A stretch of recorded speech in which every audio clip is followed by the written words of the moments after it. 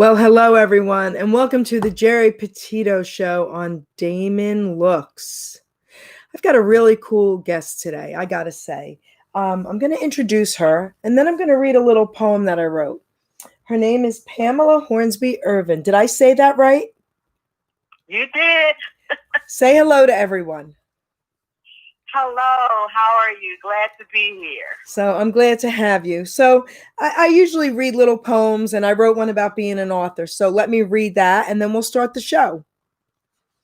Sounds great. All right. To be a writer, out of the box you must think. You need to become that one missing link. Let your mind wander and let your thoughts go. When your imagination is flying, your paper will know. My poet's corner is filled with dreams when the world is still, and yet it seems when I think and write, when I dream and stare, when I play the part, I'm a poet's pair. For you to make magic with your paper and pen, get into your thoughts again and again. Don't be afraid to really step out. You got to tell the world what you're thinking about. Left brain, I'm sure you'll agree. That logical crap, it's just not for me. I'd rather paint and draw and write. It keeps me happy, cheery, and bright. If you're not creative or just don't know how, just pull out your pad and start writing now. What do you think about that, girlfriend? I absolutely love it and can so relate to it, honestly, because thinking outside the box, you must think outside the box. And to see the words, on paper and letting the paper fly and whatever the case may be, and thoughts and stares and the dreaming and all of that, the potpourri of things. That's it. That's it, girlfriend. So absolutely. I want you to tell us a little bit about you. You're an incredible woman. I just want to say that, okay? So thank you. I mean it, though. I absolutely mean it. You know what? I want to ask you, if you don't mind. How old are you? Let's start with that. And there's a reason I ask my guests that. Now, see, you're never supposed to ask a lady what her age is. I know, but there's that's okay. It's cool. Yep. It's cool. We're sisters, and I'm going to tell you we'll keep it between the two of us, right? Yeah, sure. I am 58. Okay. I am 58. So there's a reason why I ask my guests that, because we need to be inspirations to everyone out there. And I'm 59. First of all, I'm going to give you a really huge compliment. I did not even think, I thought you might have been 40. I kid you not. Okay, I'm showing your photo right now. Okay, so you do not look that anyway. But the reason why I ask everyone that is because I want everyone out there to understand that you don't have to be in your 20s or your 30s to accomplish things. We are here to show you can do anything you want, anything you put your mind to. Okay, and that's why, sweetheart. And thank you for sharing that. Okay. No worries, and I concur. And if I could just piggyback off of what you said really quick. Yep. I like that because a lot of people think that once they hit a certain age, everything is over. It's like, oh, I'm too old for that. Oh, I should have done it earlier. Oh, it's never too late.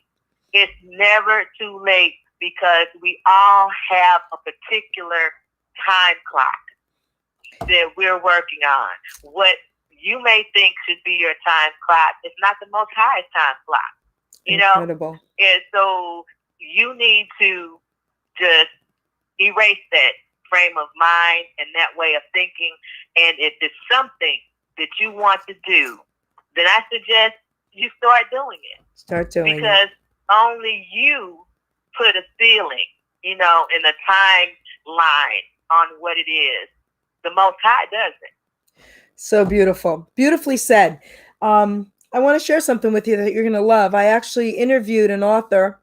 The first book she wrote, I believe she was 89, and her second book, she was 90. And I interviewed her. How about that? Okay? Wow. Okay. Awesome. So let's talk about you a little bit. So you're a children's book author, film writer, director of Hoodie, and it was featured on KMOV Channel 4, right? Okay, so let's step back just a little bit. Yes. So you're correct about everything except the film wasn't featured on KMOV.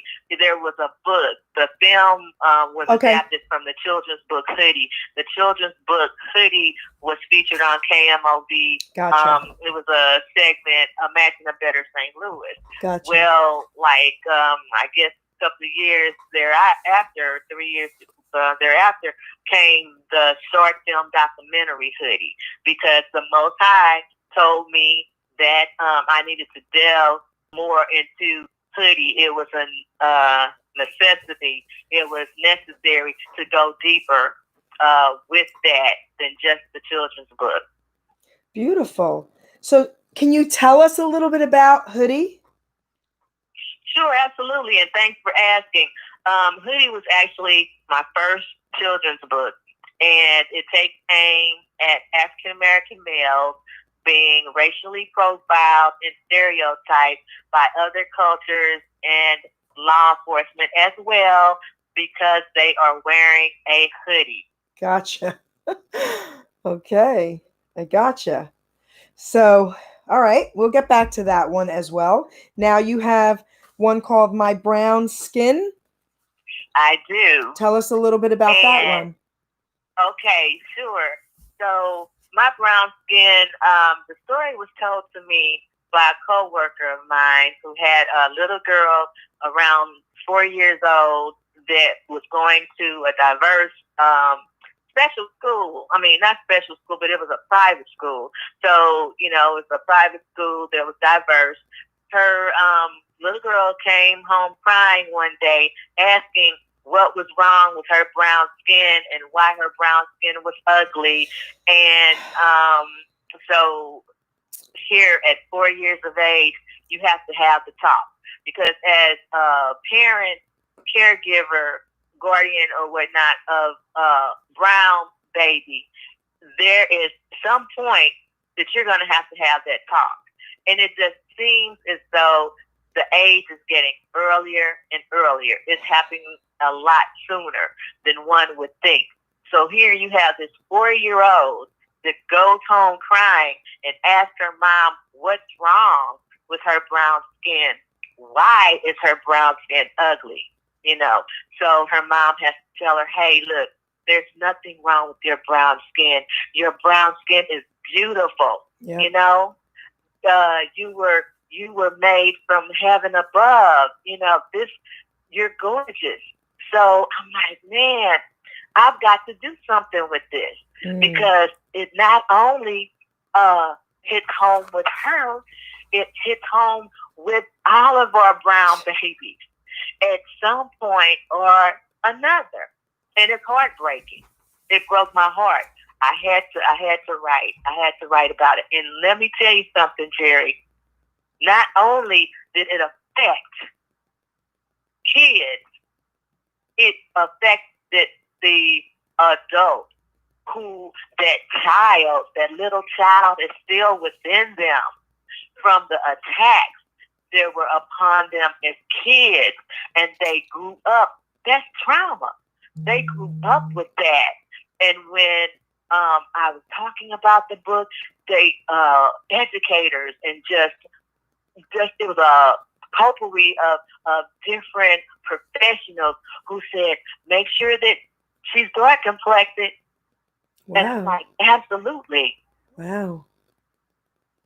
Well, I'm going to piggyback, and that's my favorite thing. I like to say I'm going to piggyback off of what you just said, and you said it as well, and I like that. So my daughter-in-law is Black. My granddaughter's part Black. Well, actually, my daughter-in-law is part Black. Her dad's Black, her mom's white.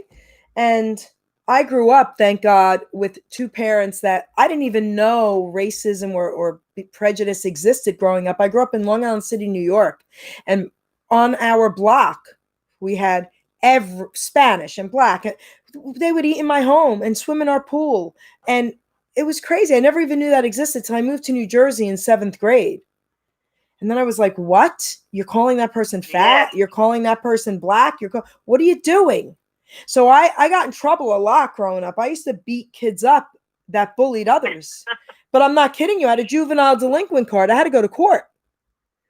And Wow. no, I'm not kidding you. And I was a tiny little kid. My brother was obese growing up. And I used to, listen, I got beat up so many times, I didn't care.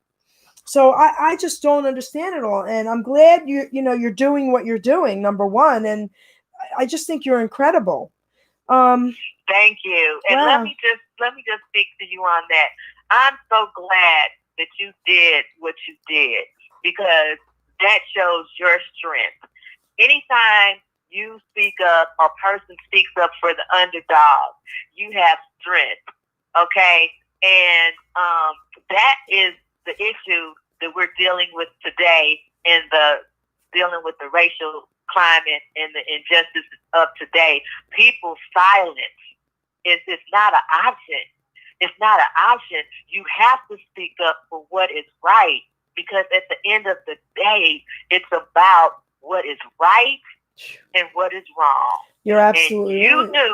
You knew then that was wrong. That's right. And if you had to get your butt kicked in the process of standing up for right, nobody said standing up for right is going to be easy, right, Terry? Nobody said that, girlfriend.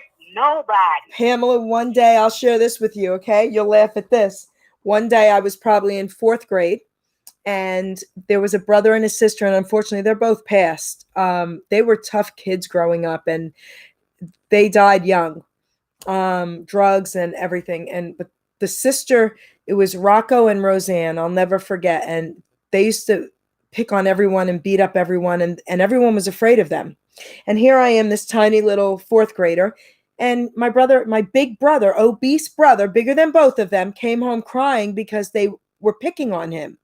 So the next day we went to a Catholic school, and it was 2 blocks from the house, and my mom used to walk us. And I'm in this little uniform, and I had my mind made up. I said, I'm going to get killed today, but I don't care. And I'm hopping and skipping in front of my mother. And I'm like, I'm going to go quicker. And I ran around the block, and I climbed up on like the railing, and I was holding on to the hoodie. They have like that hood thing in New York, And she came out, and I said, all right, Lord, I'm going to die today, but I don't care. I gave her one good shot. She beat the crap out of me. My mother comes around the corner. She ripped my uniform. I didn't care. Like, I used to drive my family crazy because I really didn't care. And I used to steal kids and bring them home for lunch if I thought they were poor. My mother used to be like, let's feed them. We got to get them back. They're going to call the cops. Wow. Yeah. That's empathy. That's empathy. That's being able to put yourself in someone else's shoes.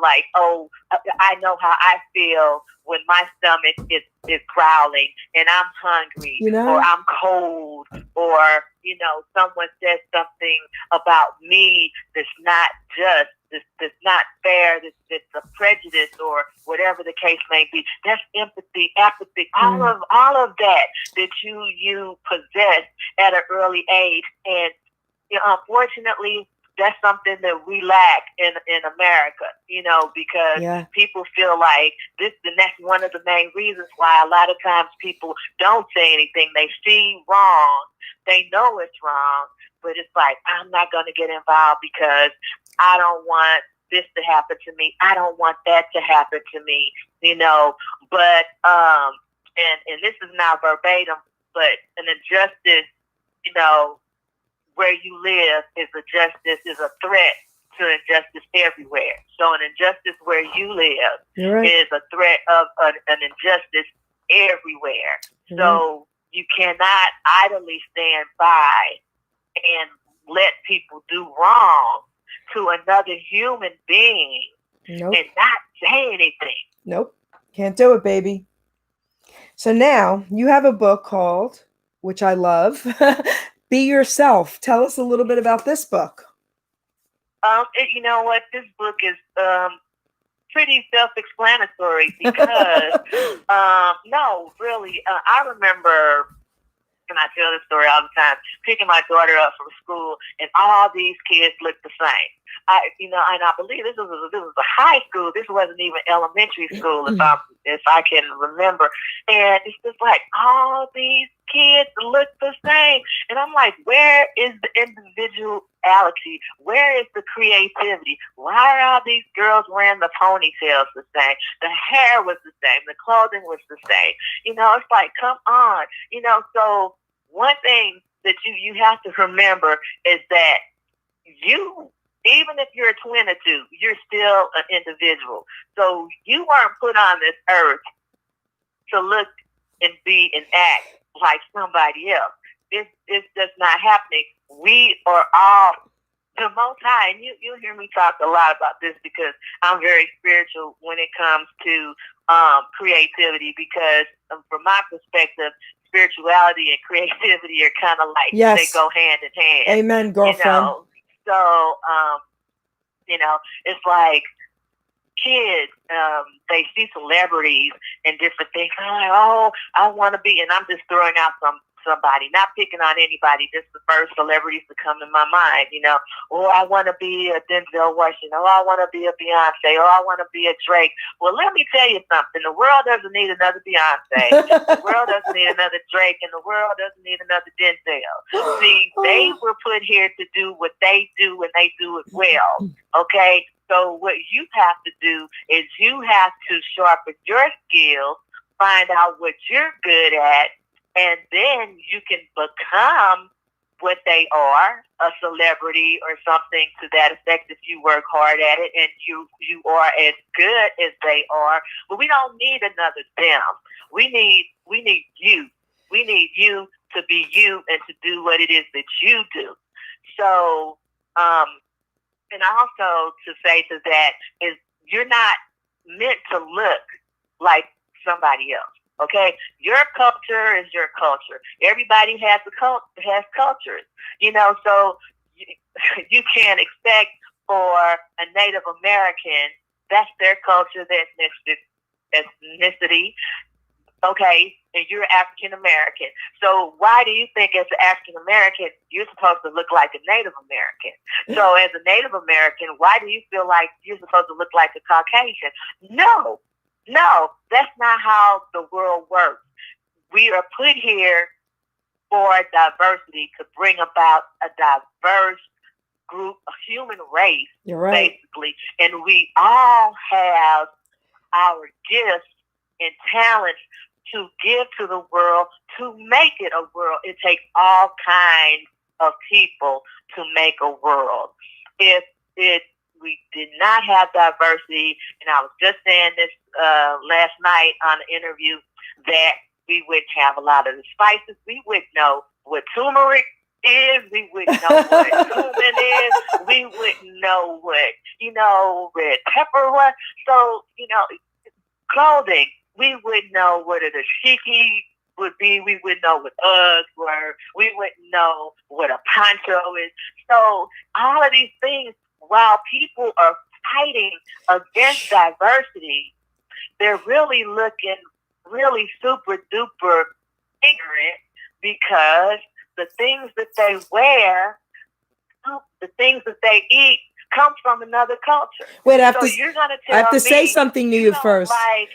You're gonna tell me that you have a problem with Italian, but you eat pasta every night. But wait, I have to say something about what you just said real quick before I forget. So what about us tanning in the summer? Give me a break. Okay, girlfriend?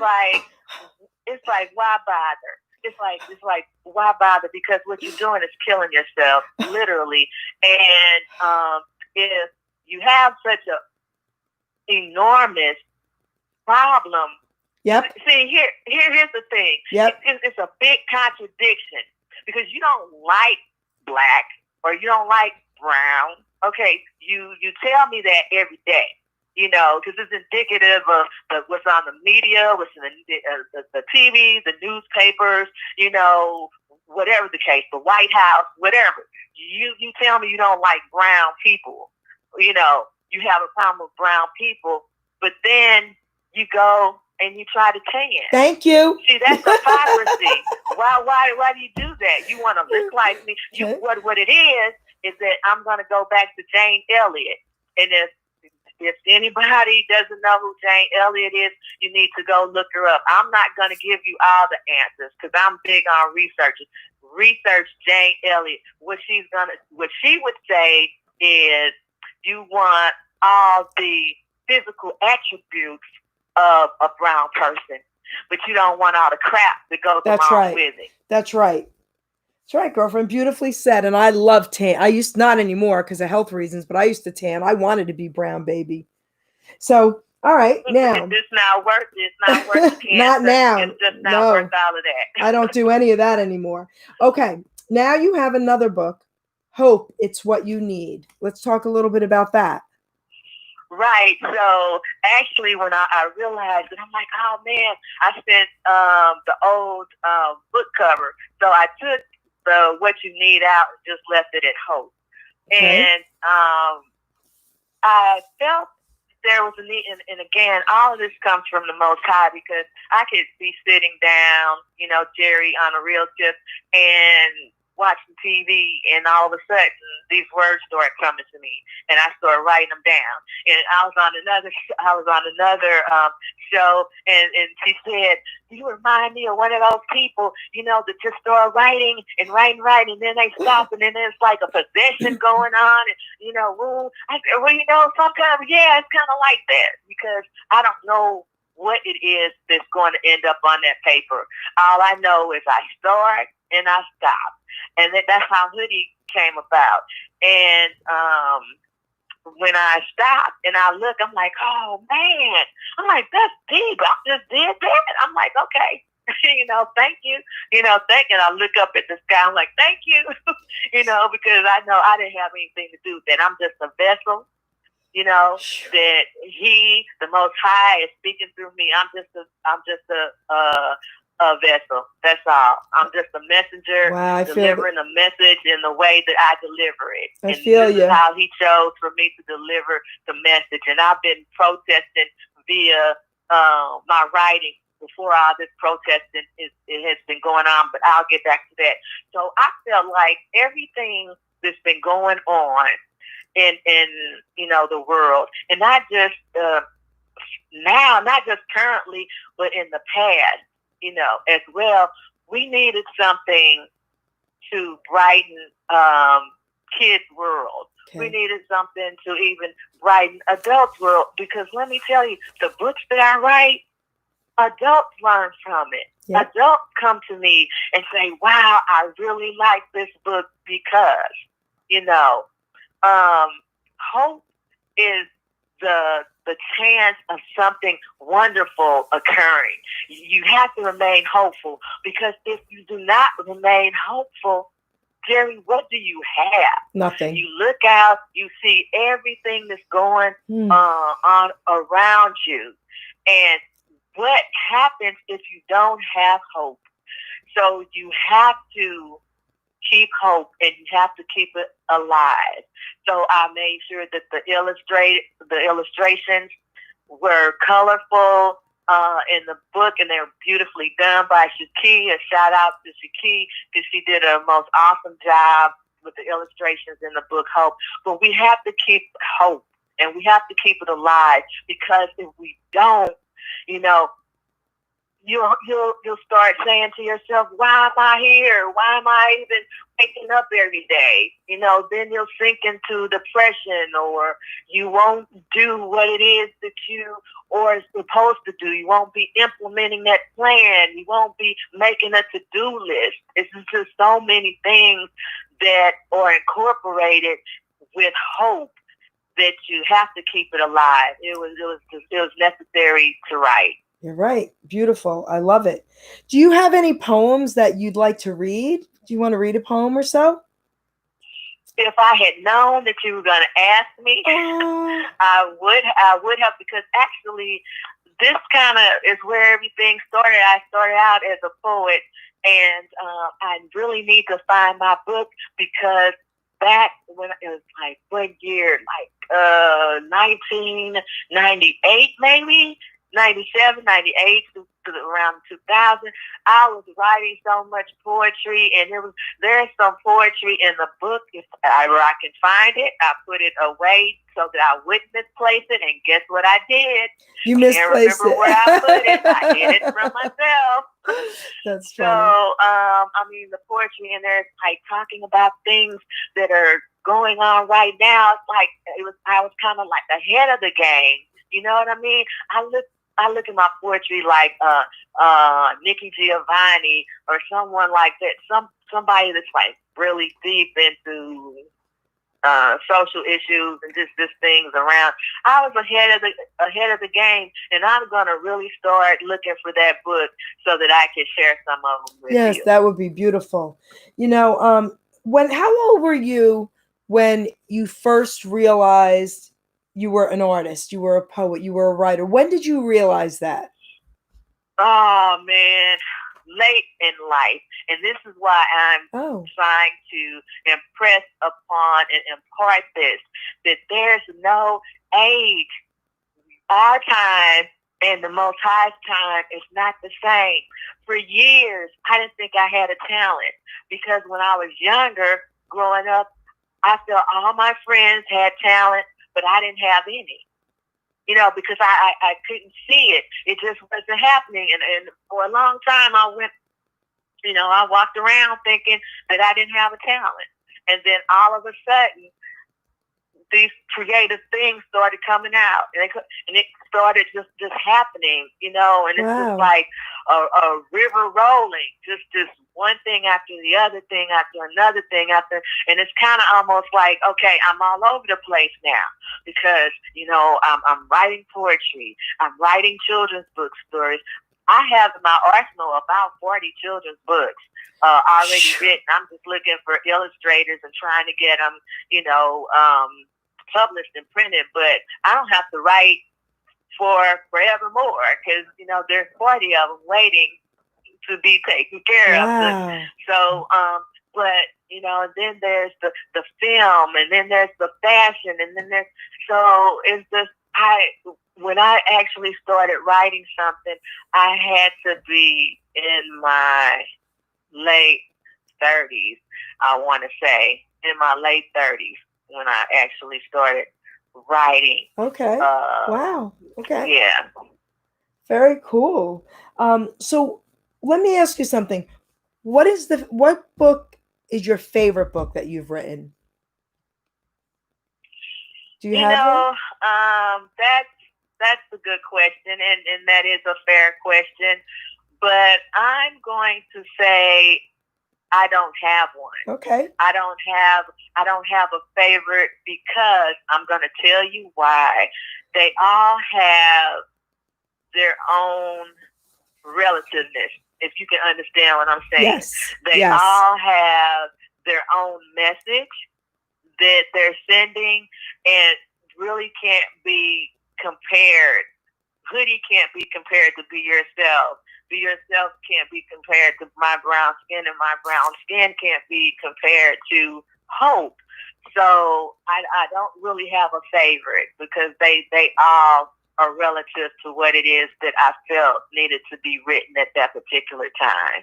That's cool. You know, I've written hundreds and hundreds of poems. Most of them are in my revised book now, and people will ask me that, and I laugh, and I'm like, oh, this one's my favorite, and then I'm like, wait, no, this one's my favorite, no, wait, this one's my favorite, because I kind of feel the same way you do. You know what I mean?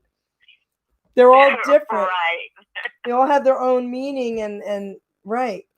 What would you say to everyone listening out there? What would you say to give them hope about and inspiration to please do what they need to do to fulfill their lives and make themselves happy?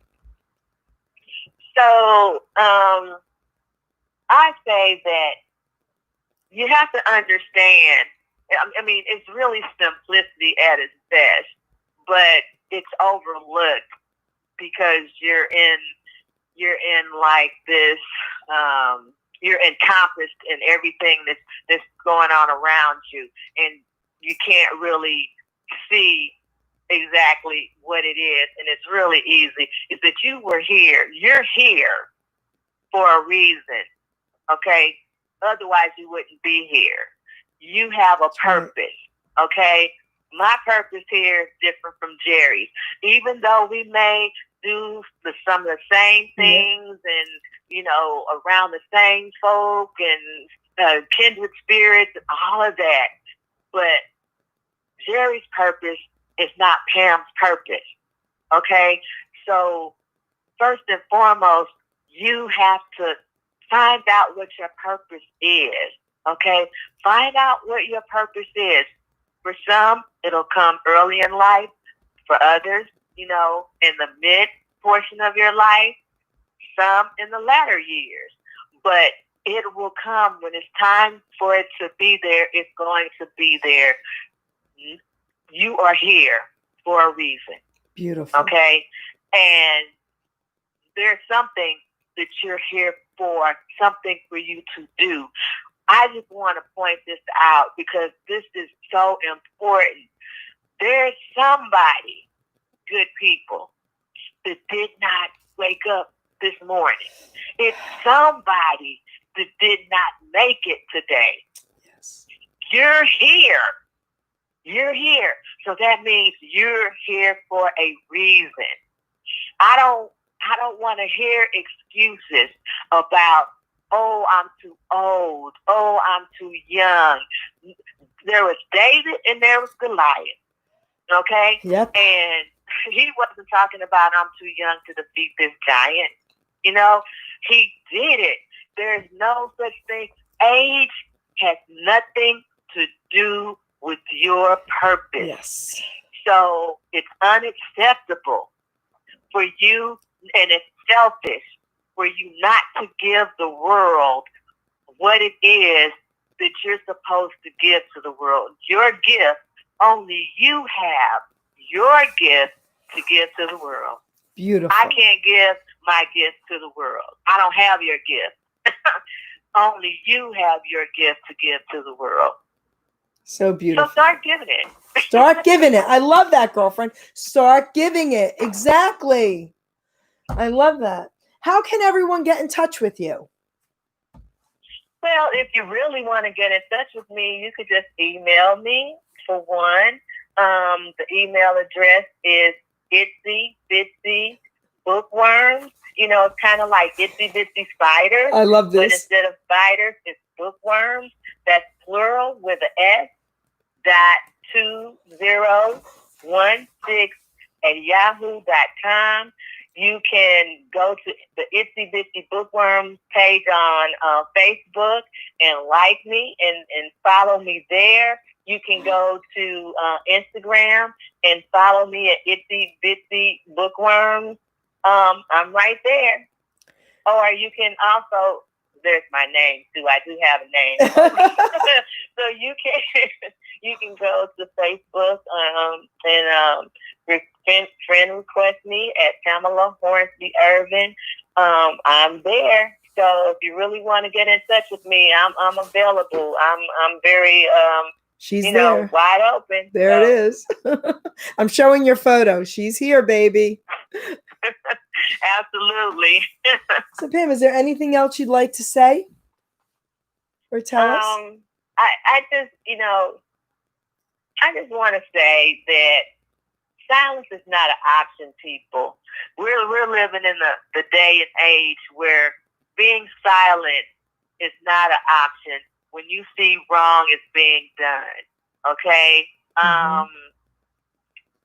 It doesn't matter how old you are, because I'm going to refer back to my sister Geri, how she stood up for what was right, when she was younger, and she even got some bumps and bruises, a lot, maybe a black eye from, standing up and fighting against what is wrong in order to make a civil America.